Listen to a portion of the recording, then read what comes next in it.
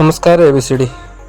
ഇതൊരു RS200 സർവീസിൻ്റെ emblem എങ്ങനെ കളയും എന്നുള്ളതാണ്.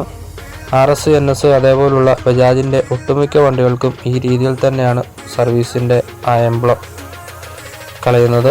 അതിനിട്ട് ആദ്യം തന്നെ നമുക്കത് ട്രിപ്പ് 1 ഒന്ന് ആക്കേണ്ടതുണ്ട്. ട്രിപ്പ് 1 ശേഷം കീ ഓഫ് ചെയ്യുക.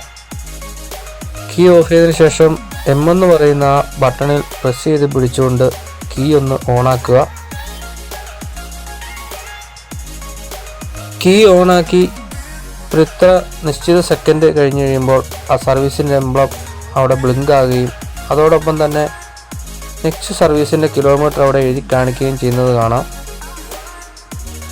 സർവീസിൻ്റെ എംബ്ലം ആ കിലോമീറ്റർ കാണിക്കുന്നതിനോടൊപ്പം തന്നെ അത് അവിടെ നിന്ന് പോവുകയും ചെയ്ത് നമുക്ക് കാണാൻ സാധിക്കും. സർവീസിൻ്റെ എംബ്ലം അങ്ങനെയാണ് കളയുന്നത്. അപ്പോൾ ഓക്കെ, താങ്ക് യു ABCD.